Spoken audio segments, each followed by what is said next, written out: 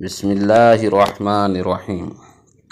السلام علیکم ورحمۃ اللہ وبرکاتہ۔ بہت سارے مقامات پر بہت سارے واقعات پیش آئے، لیکن اتنی گنجائش نہیں کہ ہر چیز کو تفصیل سے بیان کیا جائے، اس لیے قصہ مختصر کرتے ہیں۔ کوفہ کی جانب جاتے ہوئے مقام صلیبیہ پر حسین رضی اللہ تعالیٰ عنہ کو اپنے چچا زاد بھائی مسلم بن عقیل اور ان کے 2 کمسن بچوں کی شہادت کی خبر ملی۔ یہ وہی مسلم بن عقیل تھے جن کو حضرت امام حسین رضی اللہ تعالیٰ عنہ نے کوفہ کے حالات معلوم کرنے کے لیے بھیجا تھا۔ یہ تینوں کربلا کے پہلے شہید تھے۔ ان کی شہادت کی تھوڑی سی منظر کشی کرتے ہیں تاکہ آپ کو سمجھ آ جائے کہ دین کتنی زیادہ مشقتوں اور قربانیوں اور مشکلوں سے محفوظ رہا ہے۔ جب آپ کوفہ کی طرف چل دیے تو راستے میں ہی کوفے والوں کی بے وفائی کی خبر مل گئی۔ آپ کو علم ہو گیا کہ مسلم بن عقیل رضی اللہ تعالیٰ عنہ کو شہید کر دیا گیا ہے۔ نعمان بن بشیر رضی اللہ تعالیٰ عنہ کوفہ کے گورنر معزول کر دیے گئے ہیں۔ ابن زیاد اور ابن مرجانہ یزید کی فوج کے حکمران کو وہاں تعینات کر دیا گیا ہے، جو ایک سخت گیر شخص تھا۔ اس نے کوفہ والوں کو ڈرایا دھمکایا اور کوفہ کے لوگوں کے دل بدل گئے اور وہ بیعت توڑنے لگے۔ اس دن کی کیسے منظر کشی کی جائے جب مسلم بن عقیل رضی اللہ تعالیٰ عنہ مسجد کوفہ میں نماز کی امامت کرا رہے تھے۔ پیچھے 40,000 لوگ آپ کے پیچھے نماز پڑھ رہے تھے۔ جب سلام پھیرا تو کسی کو بھی نہ پایا، حتیٰ کہ لوگوں نے اپنے دروازے بھی بند کر لیے اس ڈر سے کہ کہیں حضرت مسلم بن عقیل ان کے گھر پناہ لینے نہ آ جائیں اور ابن زیاد کی طرف سے کوئی تشدد نہ ہو۔ وہ رات کی تنہائیاں تھیں اور مسلم بن عقیل رضی اللہ تعالیٰ عنہ کو پناہ دینے والا کوئی نہیں تھا، اور اسی اثناء میں آپ کو بے دردی سے قتل کر دیا گیا، اور اس سے اگلے ہی دن ان کے 2 معصوم بچوں کو بھی قتل کر دیا گیا جن کی عمر تقریباً 3 سے 7 سال تھیں۔ مسجد کوفہ کا وہ منظر کس قدر روح تڑپا دینے والا تھا۔ 40,000 اہل کوفہ جو حضرت حسین رضی اللہ تعالیٰ عنہ کی خدمت میں خط لکھا کرتے تھے کہ ہم آپ کے منتظر ہیں، وہ ایک دم بیعت سے منحرف ہو گئے اور مسلم بن عقیل رضی اللہ تعالیٰ عنہ کو قتل ہوتے ہوئے دیکھتے رہے۔ آپ حسین رضی اللہ تعالیٰ نے قافلے والوں کو حالات کی سنگینی کی خبر دی تاکہ ان میں سے اگر کوئی جانا چاہے تو چلا جائے، لیکن وہ اہل بیت تھے، کسی نے بھی حضرت امام حسین رضی اللہ تعالیٰ عنہ کا ساتھ نہیں چھوڑا، اور ایسے ہی یہ لشکر آگے بڑھتا گیا۔ اور دوسری طرف ابن زیاد یعنی کوفہ کے گورنر نے ایک انتہائی بہادر اور ماہر کمانڈر حر بن یزید ریاحی کے ہمراہ 1,000 کا لشکر دے کر حضرت امام حسین رضی اللہ تعالیٰ عنہ کو گرفتار کرنے کے لیے بھیج دیا۔ ادھر حضرت امام حسین رضی اللہ تعالیٰ عنہ کا قافلہ آگے بڑھتا جا رہا تھا۔ کربلا پہنچنے سے پہلے آپ حسین رضی اللہ تعالیٰ عنہ نے اہل بیت کے ہمراہ ایک جگہ قیام کیا۔ اس جگہ کا نام شراف تھا۔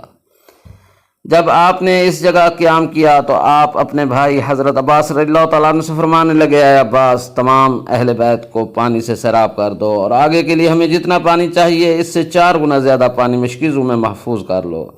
حضرت عباس رضی اللہ تعالیٰ عنہ حیران ہوئے اور دست ادب جوڑ کر عرض کرنے لگے، اے میرے آقا، آگے منزل قریب ہے اور ہمیں اتنا پانی محفوظ کرنے کی کیا ضرورت ہے، اور پھر 4 گنا پانی زیادہ بھرنے میں آپ کی کیا تدبیر ہے؟ حضرت حسین رضی اللہ تعالیٰ نے فرمایا، عباس، آگے ایک جگہ آئے گی جہاں میں پانی کی ضرورت پڑے گی، تو بہتر ہوگا کہ پانی ساتھ لے کر جایا جائے۔ حضرت عباس رضی اللہ تعالیٰ عنہ کو کچھ بھی سمجھ نہیں آیا، لیکن پھر بھی آپ نے حسین رضی اللہ تعالیٰ عنہ کے حکم پر لبیک کہا اور تمام مشکیزوں کو پانی سے بھر لیا۔ جب آپ حسین رضی اللہ تعالیٰ عنہ کا قافلہ وہاں سے آگے بڑھا تو سامنے ایک فوج آتی دکھائی دی۔ یہ فوج یزید کی فوج تھی جو یزید نے حضرت امام حسین رضی اللہ تعالیٰ عنہ کا راستہ روکنے کے لیے بھیجی تھی۔ اس فوج کا سربراہ حر بن یزید ریاحی تھا، لیکن اس فوج کو آپ حسین رضی اللہ تعالیٰ عنہ تک پہنچنے کے لیے کافی تگ و دو کرنا پڑی تھی، اور یہ فوج اتنے ہنگامی حالات میں وہاں سے نکلی تھی کہ ان کے پاس پانی جیسی کوئی چیز نہیں تھی۔ اس فوج کا مارے پیاس کے برا حال تھا۔ میرے امام حسین رضی اللہ تعالیٰ عنہ اس فوج کو دیکھ رہے ہیں کہ ان کی حالت گرمی اور پیاس سے غیر ہو چکی ہے۔ اگر ان کو کچھ دیر اور پانی نہ ملتا تو توقع تھی کہ وہ بے ہوش ہو جاتی۔ امام حسین رضی اللہ تعالیٰ عنہ جانتے تھے کہ یہ فوج ان کو قتل کرنے آ رہی ہے، لیکن پھر بھی میرے امام حسین رضی اللہ تعالیٰ عنہ کا مرتبہ دیکھیے۔ اہل بیت کو حکم دیتے ہیں کہ فوج اور ان کے جانوروں کو پانی پلایا جائے اور اتنا پانی دیا جائے کہ وہ سیر ہو جائیں۔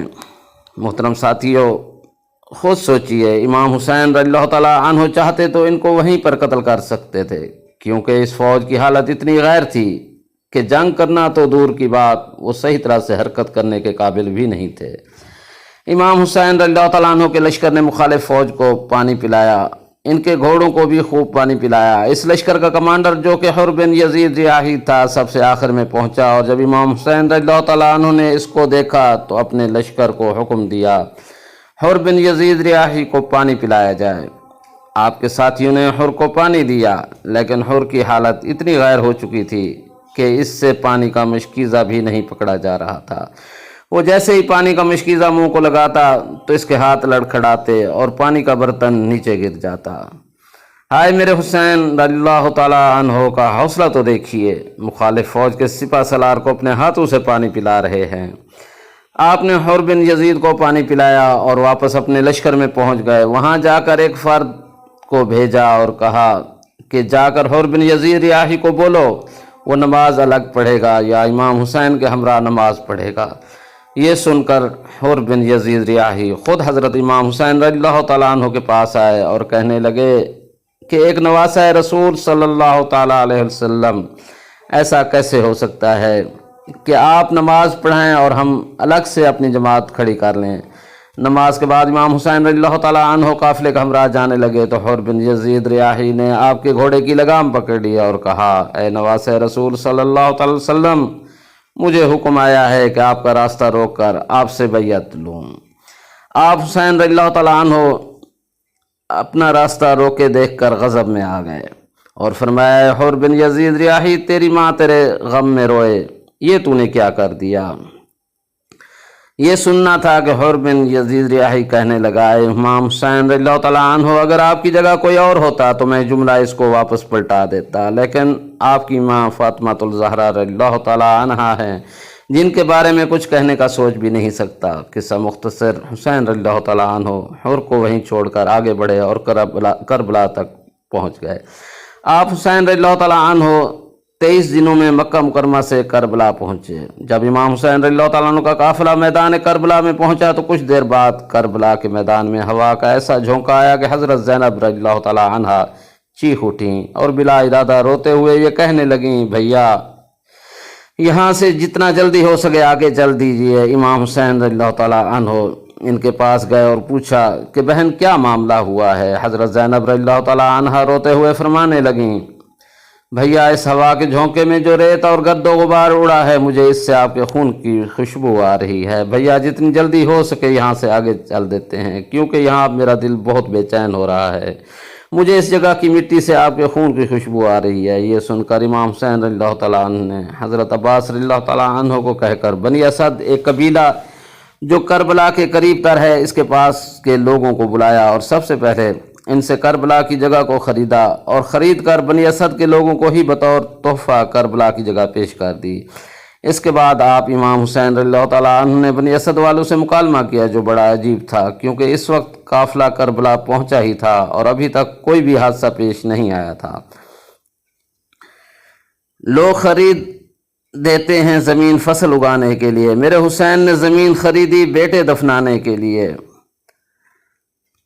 ज़ैनब रज़ियल्लाहु ताला अन्हा अली और फातिमा की बेटी और हमारे प्यारे मोहम्मद सल्लल्लाहु अलैहि वसल्लम की नवासी थीं और इनका वाक़या करबला में बड़ा नुमायाँ किरदार था। नमान बिन बशीर रज़ियल्लाहु ताला अन्हु ये कूफा के गवर्नर थे और इनको यजीद के साथियों में अपना रोब डालने के लिए माजूर कर दिया गया था ताकि कूफा के बाकी लोग बैत से मुनहरिफ हो जाएं।